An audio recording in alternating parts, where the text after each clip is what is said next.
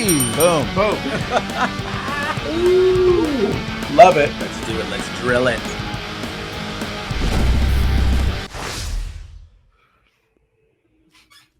Boom. With the delay, that's very difficult. It is. It is. It's hard to plan it out. Yeah. I need Craig, who do we have today? Oh, man. Well, this is take 2. We have Mr. Galen Hare. What's Galen up, Hare. I almost said, I know somebody named Galen Evans, and I almost said Galen Evans, but I did not. Well, now I have. If we want to get technical. Well, welcome. But we're going to call him Frank for the rest of the day. Yeah. I've been called worse. Well, welcome to the Insurance Dudes, Galen. We're excited to have you. We have an attorney on the show, right? Yes. A litigator. Yeah, litigator for insurance claims specifically. I know. So exciting. So that's how it ties it in. So don't everybody turn off the radio just because you heard the word attorney.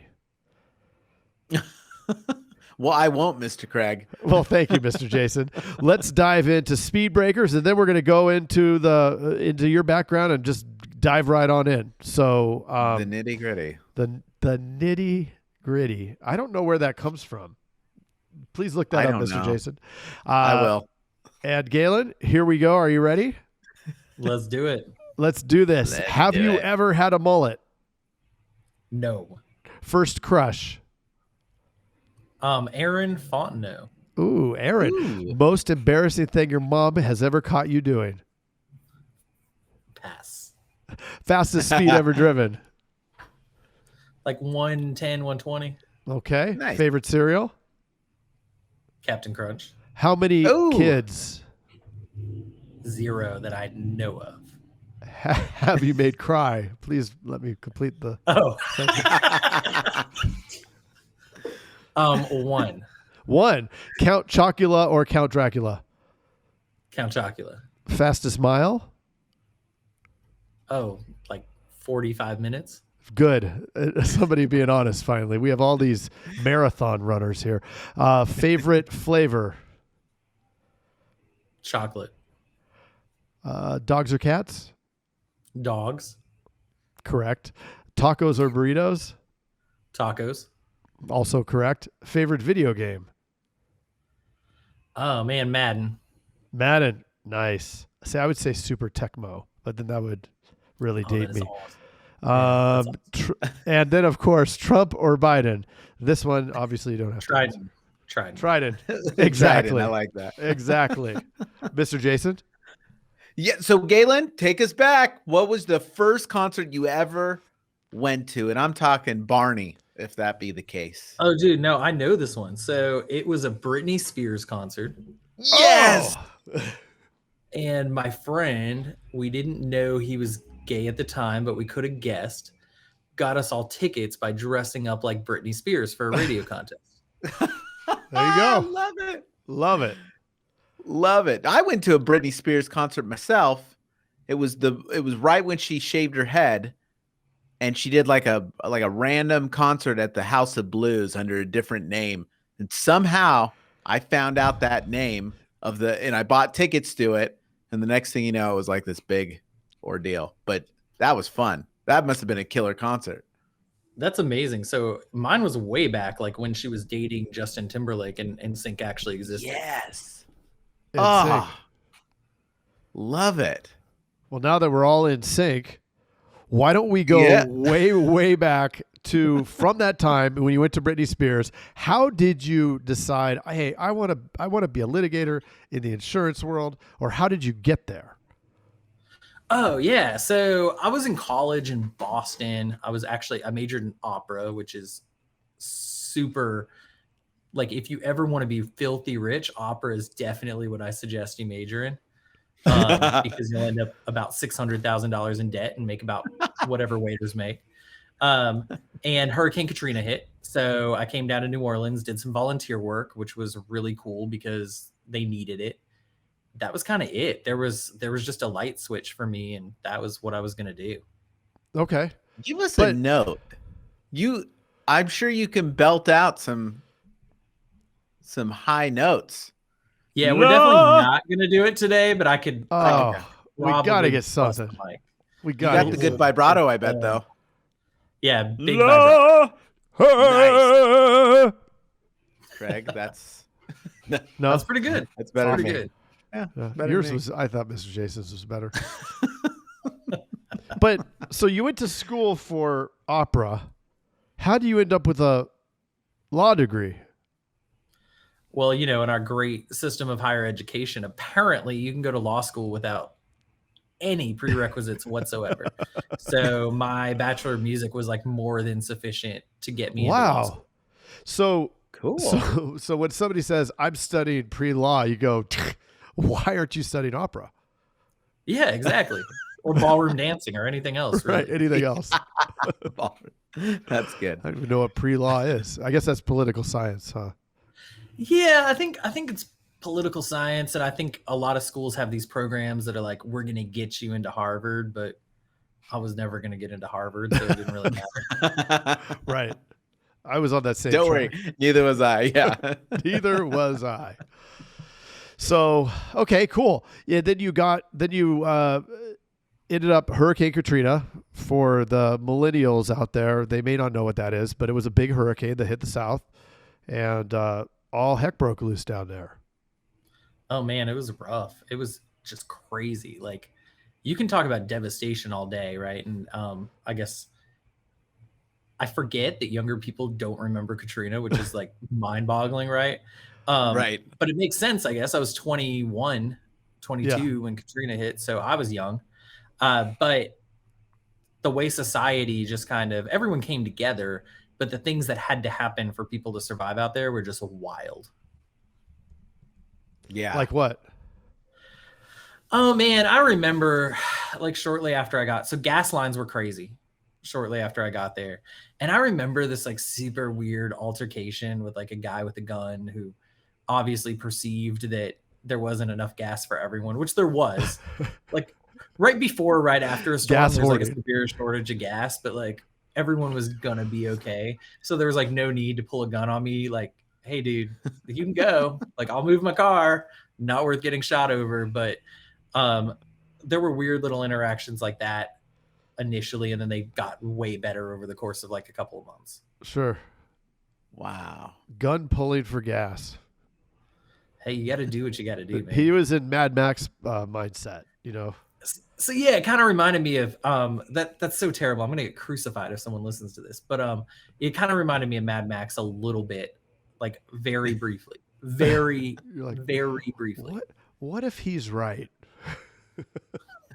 I mean, there were like little militias walking around the French Quarter, right? Because there weren't a ton. The police were working. They had a million things to do. So people kind of took security into their own hands to make sure there wouldn't be any looting or anything like that. They weren't like lawless militias, like shaking people down for money with guns, but they were patrolling like their hood and making sure no one was up to anything crazy. It was wild. Yeah. I think some of those guys live for that to happen. Like, I'm going to go patrol. Right. It's kind of like, yeah, there's a public adjuster that called me during COVID and he goes, hey man, you good on ammo? I was like, yeah, I'm good. I think I'm fine. He's like, you sure? I'll bring some guns and some ammo. You just got to make sure you got what you need. I was like, yeah, it's a virus. I'm not fully expecting anarchy yet. Right. So there are I think there's people that's like, this is the moment I've been waiting for. This is I've been waiting. Yeah. Those are the people to worry about. Yeah. not all the other stuff that's going on. Those people that have that much ammo and guns that they're just calling everybody they know to load up everybody. Told you I'd need 98 guns. I mean, I guess they got their own militia that way. They just need manpower. But yeah, those people are wild. But I will say, by and large, everyone was super well behaved. Like, I was just like a college kid who wanted to get drunk at night and gut houses during the day, right? So it wasn't really a thing for me. But watching a lot of that was wild, just to see what people had to do to protect themselves, Yeah. So that was baptism by fire. Yeah, and a lot of calluses, but yeah. Well, keep going. Yeah, What's the so I guess it story? was just a light switch. Like there were all these lawyers, there were all these law students, all these grad students. And they were there and they were always like every night it was like social justice, yeah, like damn the man, save the empire, right? So it was like this consistent thing for a few months, which was really formative in my life. So I ended up going to law school, went to Tulane. So I stayed in New Orleans and was able to keep doing hurricane stuff. And then I guess forgot about it and got a really good job as like an insurance defense lawyer. And then had like my Jerry Maguire moment where I'm like at 2 a.m. I'm like, F this sucks. You know, I'm not doing this, and left and started my own firm. That's awesome. Did you really do the Jerry Maguire moment where you walked out and said, "Who's with me"? I mean, no one came, but yeah. Not the one gal with her little box and said, "I'll go with you." Yeah, so like no one can be Tom Cruise, right? It just doesn't happen. Yeah. So you think you're gonna have this big awesome moment where like all these people are gonna be like inspired by your thoughts, and they usually just put their head down and keep collecting a paycheck. They're like, "I don't want to get in trouble." Right. And it really takes away like the meaningful moment from you, and you're like this is always gonna be the moment in my life that I'm gonna look back on as transformative for me. And all I really remember is like carrying a box and going and sitting in my apartment and watching like cable TV for 3 weeks while I decided what I wanted to do with my life. You know, it was very anticlimactic. So you opened your own Makes firm. a better story. Yeah, we opened our own firm, and I ended up starting to help policyholders, which was pretty neat. That's crazy. I mean, how hard was that right off the bat? What did you do? I mean, I was poor, but I wouldn't say it was hard, right? So the fun thing about being like a super young lawyer on your own is you kind of take whatever comes in. Like there were cases that I would have sworn to you 10 years ago I was going to make $1 million off of. That today you'd be like, what's the value of that case? And I'd be like, I will pay you $20 to take it away from me. You know, like the value is 0. That is the number. Like time has proven that this is worth 0. And I would come home and be like, I'm going to be a millionaire. I got this case with like a lady who probably burned down her own house, but I didn't realize that, you know, and the writing's like all over the wall. Like she burned down her house. Sometimes there's like video footage and you're a young lawyer and you're like, that doesn't prove anything. So CGI. It was rough. I was broke. It sucked. But eventually we started to get a lot more cases, a lot more people. We built our ranks and now we're pretty big, which is pretty neat. So you're on the side of the consumer? Yeah, versus I'm on the side carrier? Or yeah, I guess. I mean, I say I'm on the side of the carrier because I help them do the right thing. But I'm on the side. I represent the policyholder. Okay. So like, for any agents that are listening, their customers, I'm kind of their best friend because I always say if I get involved early enough, I can save the relationship with the carrier as well, because it becomes less about, oh, this insurance company hates me. What did I do? It's so emotional. You know this. You guys get calls from people that have claims.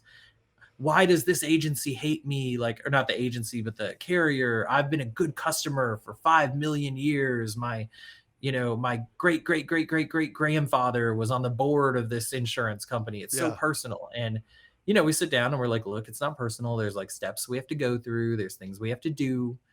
It's just that maybe it's not fair, but it's the way the system's set up. And we kind of guide them through that process. And I think as lawyers, there's a lot of public adjusters and other professionals out there that do what we do.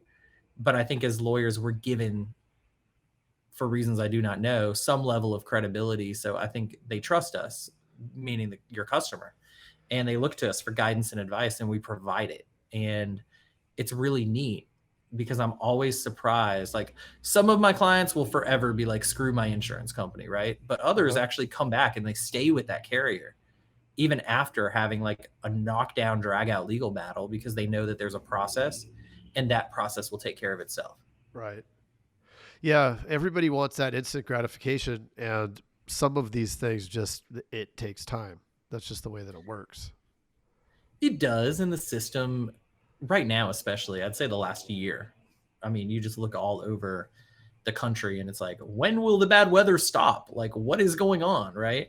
And as a result, the carriers are understandably overwhelmed. So there's also this element of like the squeaky wheel, but also just screaming and cursing at your adjuster and your agent is not like the best way to be that squeaky wheel. So we try to be the squeaky wheel for you, so you're not becoming someone you never intended to be. Sure. Yeah, people can get very emotional and then attack the agency staff, right? Or the team because they're upset. And it's like, hey, we're just trying to answer the phone. We're just trying to help. And there's such a confusion about, right, the like roles between maintaining the policy and fulfilling the obligations under the policy. And like, they're so different, but the average consumer does not delineate. And if you were the person that answers the phone, like that's your fault and you're going to hear it. Yeah. Yeah. Because you know who's not answering the phone? The adjuster. Right. Right. Right. They play it the right way. What is give us a story. I know you have some stories throughout your career. Oh man. I You mean, can change like the names to protect the innocent. yeah, you want like crazy stuff happening on the carrier side, or you want like dirty and salacious, not like sexually dirty, because it's not that kind of show, but, you know. Either. Oh, I mean, so both sides are bad, right? So yeah. So fundamentally, like I actually subscribe to the theory that like people are inherently good, but some people aren't, and they just can't be saved. And really what you should do with them is just like watch them, because it's really entertaining. So, you know, you'll get carrier side professionals who will do some pretty dirty stuff, like lie about pricing, lie about things they saw. I mean, I straight up caught an engineer once ripping a shingle and then later putting in his report that he thought the insured had committed fraud and damaged the shingles. Like, I was like, dude, you're on like, bro, you were on my iPhone ripping the shingle that you were later going to put in that report saying my client did. Like, I've got you. It's done. That's nuts. And the worst part is, right, like liars are not typically slick. You know what I mean? Like anyone that's got kids, like your kid never does a good job at like concealing what he's doing. Right. Anytime he's up to something, he's got that look on his face. He checks over his shoulder. Yeah, like you're at an inspection and you check over your shoulder 7 times. No, I'm not going to think you're doing anything. Yeah. But you know, that's crazy. Insureds aren't always innocent either. Like arson is a ton of fun, right? Like nothing is better than putting your heart and soul into a claim to find out your client set fire to their own house. Like that's super exciting. How does that? And then when you, how do you like? Do you get screwed in that situation? Oh yeah, like the rule about being a lawyer generally, and like no one thinks this, is we always get screwed first.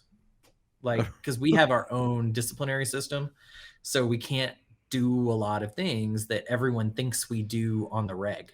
Like, we're not supposed to take unreasonable fees. We should never, ever, ever suborn perjury. We have to get out of a case if a conflict shows up. And these are all good things and they protect society, but like people think we do it for fun. Like all those rules we're not allowed to break. There is this general perception in society that we break them all day. And so we usually get screwed first. So like if I have a client and a claim gets denied, it doesn't matter whether I'm in that case for a minute and $0 in costs or 5 years and $100,000 in costs, like I'm getting 0. And that's the way that's going to go, because it's the right result. Because if my client committed fraud, they shouldn't get any money. Sure. So it's important for you to vet the clients too.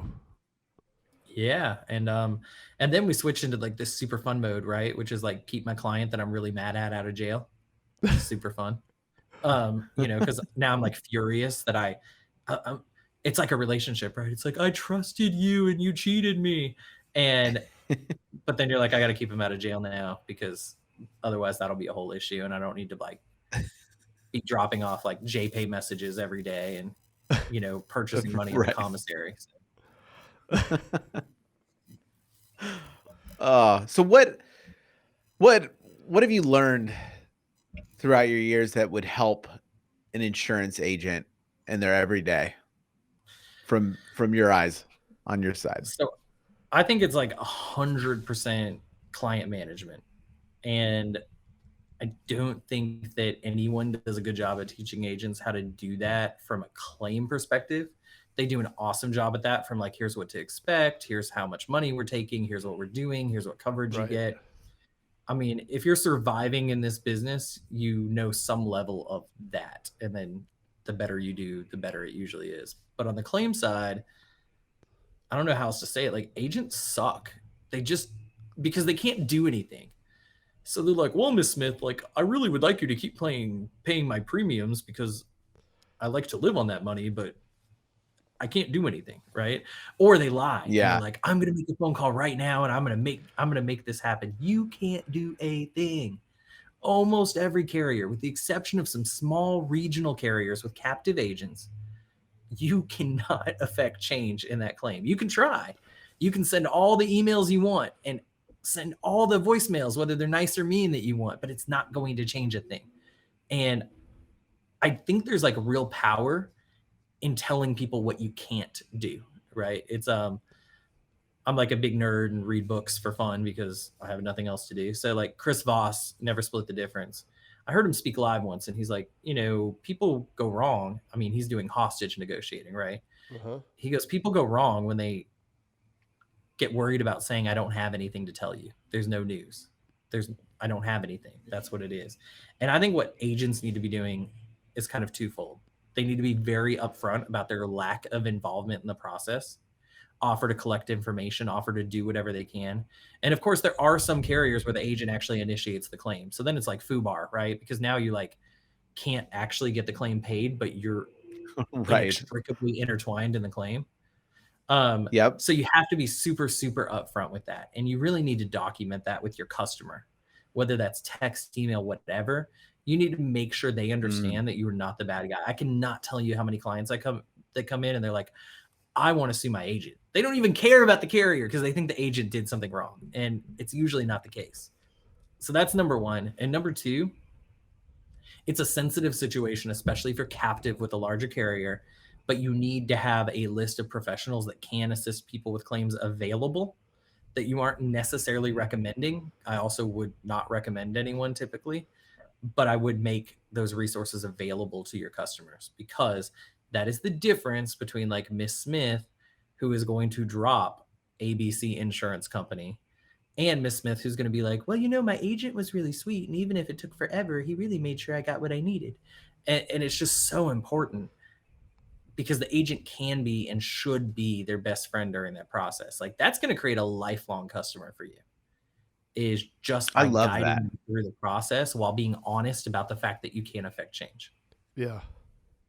I love that. That's 100%. I haven't been in the insurance business as long as, let's say, Mr. Craig over here. Well, I'm much older. Well, he's old.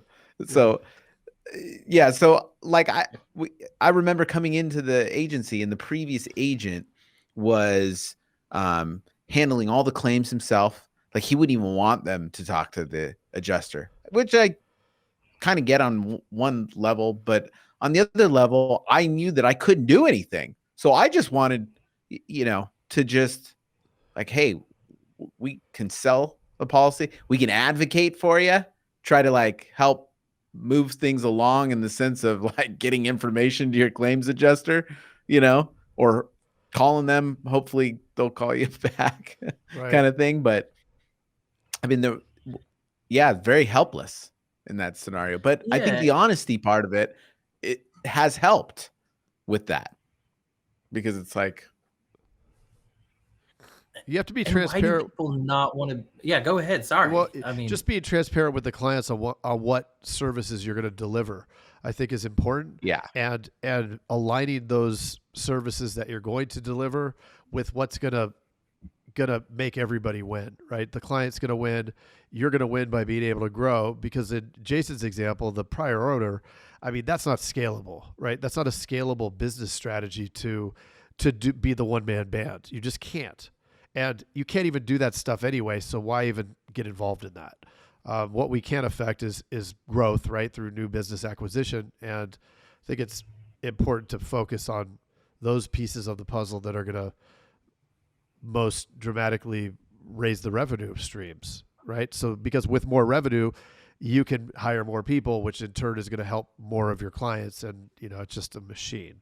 You got to build that machine. But me answering the phone and telling people, oh, I'll help you with your claim. I mean, I'll, number one, put a gun in my mouth. And number two, I'm not able to, right? So why do that? In our business, like in our office, anytime we're going to adopt a new process or cut something out or just change something, the question is really simple. Is it either going to increase efficiency so we can continue to scale and make more money? Or is it going to better our client experience, which will increase client loyalty and allow us to scale and make more money? But it's always the same conclusion. Yes. If the answer is no, then we don't do it. And if it's yes, then we look at the cost versus the perceived value. And hearing that story that you just told me about with the agent who is serving as almost the conduit of information for every single customer, A, isn't scalable, I agree, but B, it's not actually improving the client's experience for many of them. Now, the 70-year-old lady that doesn't know how to use a fax machine and an email, that is an awesome service that you were providing her, and she will love you for it. But the average person that can just like talk to their adjuster directly, it's not bettering the experience. It's putting you in the range of the firing squad. Like you're stepping in between the wall and the gun, right? Because your client at some point is going to get mad, and you were the one they've been dealing with the entire time. So they're not even blaming the right person. So it's a waste of emotional time and energy for everyone. And at the end of the day, that is time that either you or your support staff could be using to continue to grow your business and to continue to better serve your clients. Yeah. And every 100%. Business is that way, insurance or not insurance. Sure. If you're not engaging in that analysis, then you're potentially seriously wasting resources. Serious knowledge nugget right there. Yeah. I love it. And then I also love what you said about just being there for someone. It's incredible with, increasing capacity and efficiency and growing and scaling and all, we're using so much technology now that's impersonal, that it's like our secret weapon at this point is just being there for someone, just listening to someone. If they empathizing. Computers can't empathize. You know what I mean? So it's like, there's a lot of power in just saying you can't, not only can you not help, but tell me what's going on. Like, oh, I'm so sorry. Like, just empathizing. I talked to an agent for a very large carrier in Lake Charles, Louisiana, where they have just been smoked, right? They got Hurricane Laura, which was Cat 4, almost Cat 5. Then they got hit by Hurricane Delta. Like, that just doesn't happen. And I asked her what her turnover rate has been, because I assumed like 8 months after the hurricane, a lot of people underpaid. It's probably a blessing and a curse. You're probably losing a huge percentage of your client base. But on the other hand, everyone's mad at their other carriers over there too. So it's like one in, one out. So I wasn't worried about her business, but I thought she'd probably have a lot of turnover. And she said that she had less turnover than any other agent she knew about in the area. And I said, what did you do differently? And I thought she was going to have some crazy thing I'd never heard. Like, oh, I actually know how to get their claims paid. It wasn't that at all. She visited each one of them and hugged them and said, I'm here for you if you need anything. Wow. Such a better use of time and resource. Like just giving someone a hug and not putting herself in the way of like the claim. Right. And just was like, I'm here for you. I love you guys. We're family.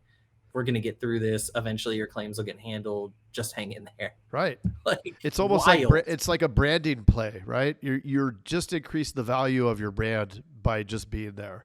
But you didn't say, oh, don't worry, I'll take care of everything, because now you just screwed yourself if you do that, and not in a good way. Yeah. And she said she was very careful to point out that the carrier would handle the claim, but she would be there for them as emotional support. And I still imagine she put a lot of time into that, depending on how many clients she actually had, I guess. I never really asked that. But it was so funny because I'm like, man, such an obvious thing, like just human interaction as the solution to a major business problem. And I think a pretty strategic play too, because all of those people that you reference that are pissed off, they hear that she did that and they're like, my person hid, You know, my agent won't even answer the phone. Oh, mine came and hugged me. Who is your agent? I want to talk to them. Right? I mean, Yeah. they're already sold before they got there. And anyone dealing with a claim is emotional, right? Which is like a bad thing. So you guys have to be aware of that when dealing with your customers that have claims. But when you also have existing potential new clients with claims, that's huge, because that's an opportunity for you to use your brand and your brand loyalty that already exists to parlay that into new business. And that is always scalable. There's only one of you to go around and hug people. That's cool. But it is always scalable to treat people nicely. Like that's a fundamentally scalable thing. Yeah. Right. And it's becoming the thing that separates you from everybody else as people are becoming more impersonal and lacking that level of care. Yeah, it's weird to think that like that's a way you can set yourself apart, is like being nice, but you know, it is a way you can set yourself apart. Yeah. That's so funny. We built our business on that. Like that has been one of our hallmarks of being able to expand, is I can go into a city after a disaster. I can do charity work or something completely unrelated to business.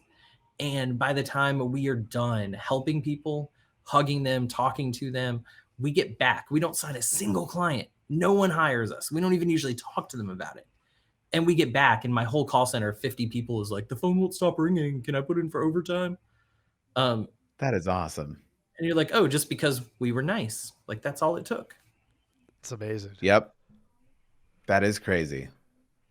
It is crazy and that's a great idea for any insurance agency or agent, is just to, I mean, essentially what we're doing, any business is just solving a problem. That's just it. Like whatever problem it may be, you're just solving a problem. And just to be that guy or girl, to be able to, that people see that you just care and you solve problems, it's huge. It's huge. It is. And it just makes a difference. And that is, and I want to be clear too, that's scalable, right? The old school insurance agent they exist, but I don't think new ones come around anymore that like host the picnic once a year, and you know, they're in the church and all their people, like they exist, but you can scale that across multiple markets, multiple areas, still by just having human interaction. It doesn't have to be face to face. It can be anything.